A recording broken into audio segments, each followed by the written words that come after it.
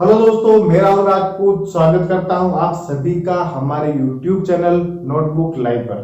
तो दोस्तों, आज जिस लोक देवता के बारे में हम पढ़ने वाले हैं वो पांचों लोक देवता होंगे पंच पीरों में से, और रामदेव जी के नाम से उन्हें जाना जाता है। इससे पहले हम 4 लोक देवताओं के बारे में पढ़ चुके हैं। वीडियो के डिस्क्रिप्शन में जाकर लिंक्स पर क्लिक करें और उन चारों के बारे में जान लें।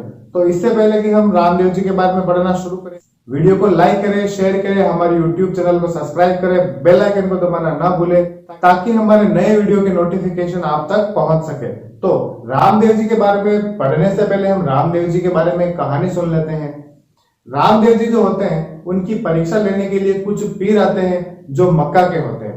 वे जब रामदेव जी के घर रुकते हैं तो रामदेव जी के द्वारा उनके लिए भोजन परोसा जाता है। तो पांचों पीर जो होते हैं रामदेव जी से जिद करते हैं कि वे केवल अपने ही बर्तन में भोजन करेंगे। रामदेव जी समझ जाते हैं कि ये पांचों उनकी परीक्षा लेने के लिए आए हैं। तो रामदेव जी क्या करते हैं, एक ही क्षण में उनके बर्तन उनके सामने रख देते हैं और वो पांचों पीर चौंक जाते हैं। तब उन पीरों के द्वारा उन्हें नाम दिया जाता है पीरों का पीर।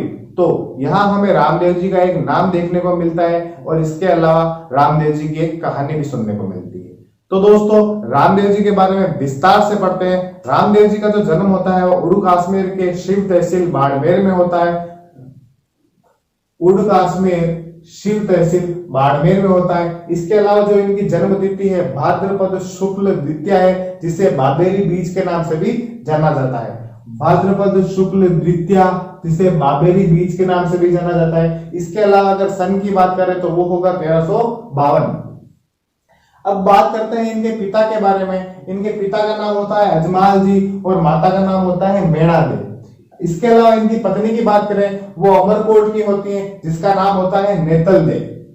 अब बात आती है बाबा रामदेव जी के भाई की। बाबा रामदेव जी के जो भाई हैं उन्हें बलराम का अवतार माना जाता है और इनके भाई का नाम होता है वीरम दे, बलराम के अवतार। पत्नी जो होती है वो अमरकोट की होती है। इसके अलावा बात करें इनकी बहन सुगना की। सुगना का जो विवाह होता है वह बीकानेर के विजय सिंह से होता है।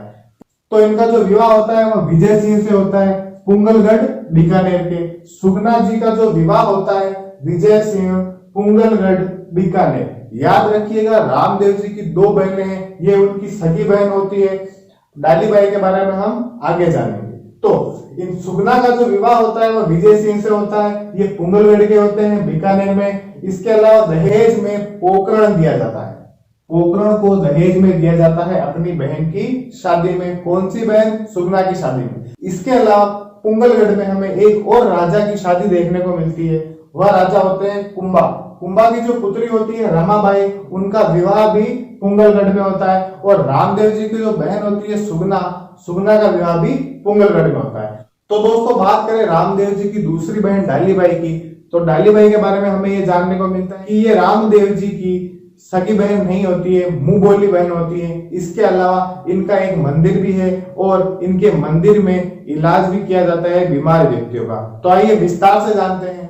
तो दोस्तों, बात करें बाबा रामदेव जी की धर्म बहन डालीबाई के बारे में, तो इनकी जो धर्म बहन होती है उनका एक मंदिर है। इस मंदिर की विशेषता यह है कि इस मंदिर में बने हुए कंगन के अंदर से निकलने पर सभी प्रकार के रोग ठीक हो जाते। मंदिर है, इस मंदिर के अंदर डालीबाई का कंगन बना हुआ है। इस कंगन के नीचे से निकलने पर सभी रोग ठीक हो जाते हैं। देखिए, कंगन इस प्रकार का होता है, इसके नीचे से निकलने पर सभी रोग ठीक हो जाते हैं, ऐसा माना जाता है। इसके अलावा बात करें बाबा रामदेव जी के गुरु की, तो इनके जो गुरु होते हैं है ना बालीनाथ जी, उनके द्वारा समाधि ली जाती है। बालीनाथ जी जिनके द्वारा समाधि ली जाती है जोधपुर की मसूरिया पहाड़ी में।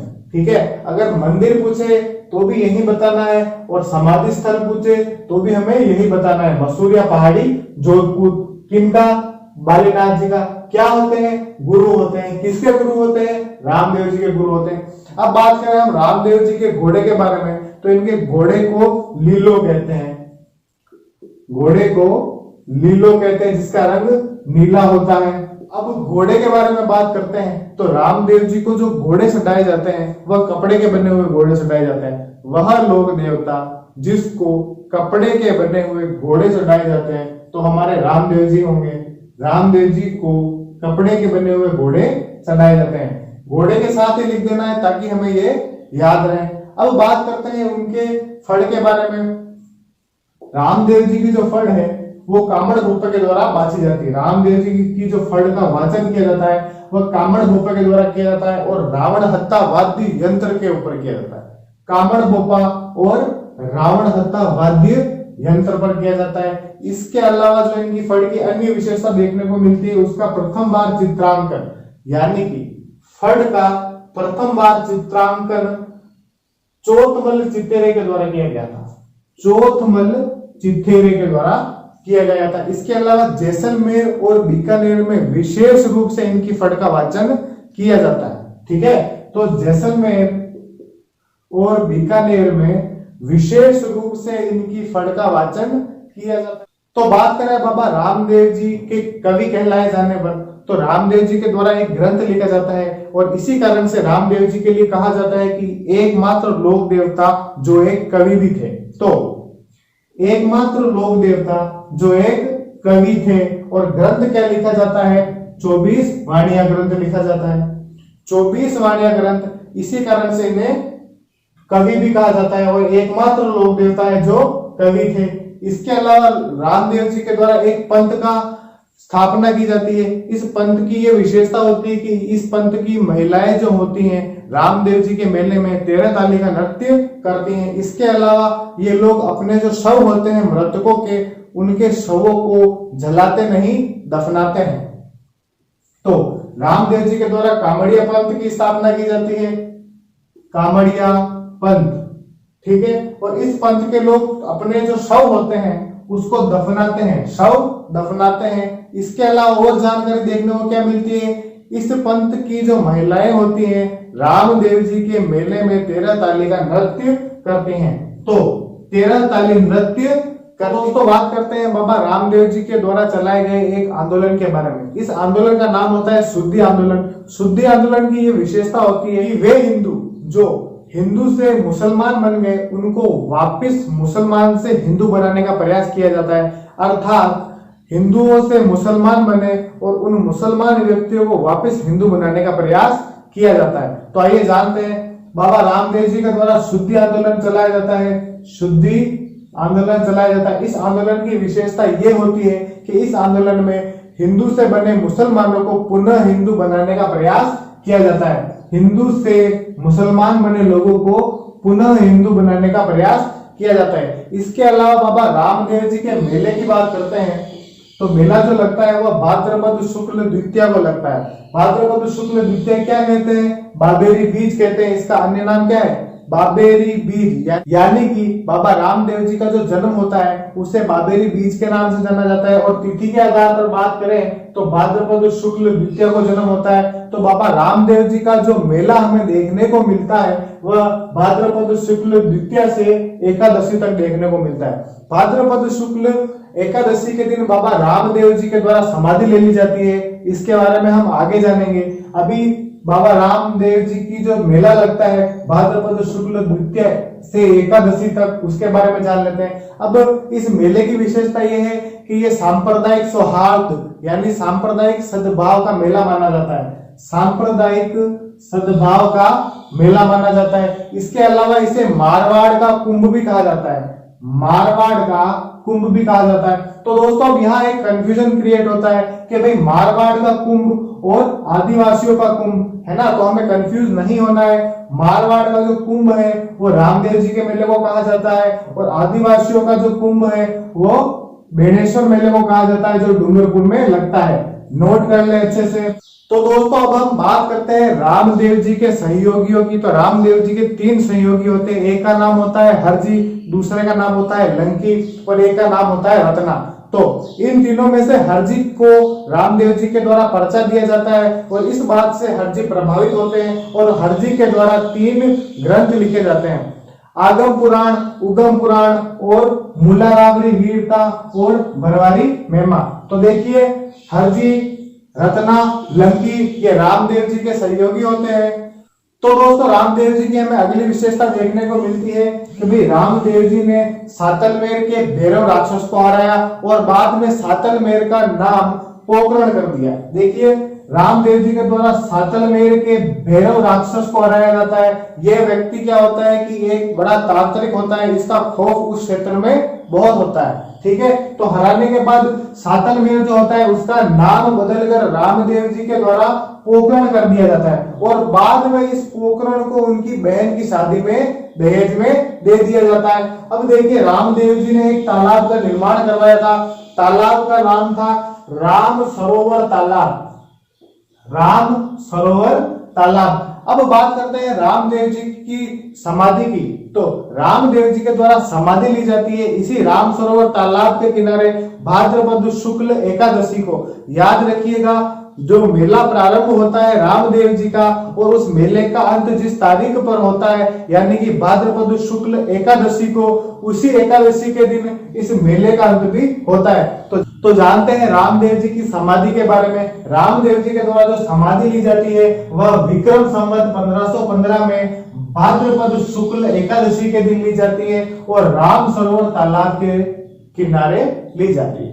अब बात करें इनकी बहन डालीबाई की, तो डालीबाई के द्वारा क्या किया जाता है कि रामदेव जी के जस्ट एक दिन पहले समाधि ली जाती है, यानी कि भाद्रपद शुक्ल एकादशी के दिन तो रामदेव जी समाधि लेते हैं और रामदेव जी के ही एक दिन पहले यानी दशमी के दिन इनकी बहन डालीबाई के द्वारा क्या किया जाता है, समाधि ग्रहण की जाती है। दोस्तों, बात करते हैं डालीबाई के बारे में, जो रामदेव जी की धर्म बहन होती हैं और इनके द्वारा जो समाधि ली जाती है वो दशमी के दिन ली जाती है, यानी कि रामदेव जी के एक दिन पहले, दशमी के दिन रामदेव जी के एक दिन पहले। और डालीबाई के जो मंदिर है उनके सामने भैरव बावड़ी बनी हुई है। अब इसके अलावा रामदेव जी के बारे में और जानकारी देखने को मिलती है कि रम्मत जो प्रारंभ की जाती है उससे पहले रामदेव जी के भजन किए जाते हैं। रम्मत का प्रारंभ करने से पूर्व रामदेव जी के भजन किए जाते हैं।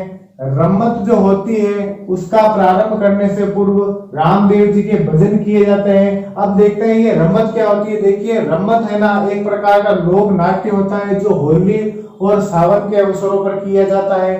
रम्मत होली व सावन के अवसरों पर किया जाने वाला लोक नाट्य है। इसके अलावा ये किन क्षेत्रों में देखने को मिलता है, बीकानेर और जैसलमेर। बीकानेर और जैसलमेर में रम्मत का प्रारंभ करने से पूर्व रामदेव जी के भजन गाए जाते हैं। ये रहे जैसलमेर और ये रहे बीकानेर। चलिए साहब, अब रामदेव जी के बारे में अन्य जानकारी देखने को मिलती है। रामदेव जी के अन्य नामों के बारे में जानते हैं। अन्य नाम तो देखो, रामदेव जी को पीरों का पीर, राम सा पीर, ठाकुर जी, कृष्ण के अवतार, रूढ़ीचारा धनी, सांप्रदायिक सद्भाव के देवता के नाम से भी जाना जाता है। तो ये कुछ अन्य नाम थे जिनसे रामदेव जी को जाना जाता है। अब बात करते हैं रामदेव जी के पुजारी के बारे में और उनके जो जादू होते हैं उन्हें क्या कहा जाता है। तो रामदेव जी का जो पुजारी होता है वह मेघवाल जाति का होता है। मेघवाल जाति का होता है। इसके अलावा इनके मेघवाल जाति के जो भक्त आते हैं उनको रखिया कहा जाता है। इसके अलावा रामदेव जी के जो पगले होते हैं यानी कि पैर जो होते हैं उनकी पूजा की जाती है। तो रामदेव जी के पैरों की पूजा की जाती है। इसके अलावा रामदेव जी का जो थान है वह कदम्ब के वृक्ष के नीचे बनता है, यानी कि जो थान होता है रामदेव जी का वो कदम्ब के वृक्ष के नीचे होता है। इसके अलावा हमने देखा कि जो गोगा जी होते हैं उनका थान खेजड़ी वृक्ष के नीचे होता है। नोट कर लें, कंफ्यूजन ना हो। रामदेव जी का जो थान होता है वो तो कदम्ब के वृक्ष के नीचे और गोगा जी जो होते हैं उनका जो थान होता है वह खेजड़ी के वृक्ष के नीचे होते हैं। तो दोस्तों, और जानकारी देखने को मिलती है कि रामदेव जी का जो गीत होता है वह देवताओं में सबसे लंबा गीत माना जाता है। रामदेव जी का जो गीत होता है वह देवताओं में सबसे लंबा गीत माना जाता है और 48 मिनट का माना जाता है। इसके अलावा हम बात करें कि देवी और देवता दोनों में सबसे बड़ा गीत किसका माना जाता है, तो वो जीण माता का माना जाता है जो 52 मिनट का है। नोट कर लेते हैं कि भाई देवी और देवता दोनों में सबसे लंबा गीत, देवी और देवता दोनों में सबसे लंबा गीत जीण माता। अगर केवल देवता की बात करते हैं तो होंगे रामदेव जी जिनका गीत सबसे लंबा है जो होता है 48 मिनट का, और देवी देवता दोनों के बारे में पूछा जाए तो होगा 52 मिनट जीण माता का। और अगर पूछा जाए कि देवियों के अंदर, तो भी जीण माता का ही बताना है। तो दोस्तों वह लोक देवता जिसका गीत सर्वाधिक लंबा माना जाता है देवताओं में, हमें बताना है रामदेव जी। और बाकी अगर हमें पूछे देवी देवता या फिर देवियों में, तो हमें जीण माता बताना है। तो दोस्तों अब यहाँ हमारे रामदेव जी जो है ये पूरे लगभग समाप्त होने में है। रामदेव जी के बारे में अब हम सिर्फ उनकी शब्दावली और उनके मंदिरों के बारे में जानेंगे। तो दोस्तों वीडियो को लाइक करें, शेयर करें, सब्सक्राइब करें, बेल आइकन को दबाना ना भूलें। तो दोस्तों जानते हैं रामदेव जी के मंदिर के बारे में।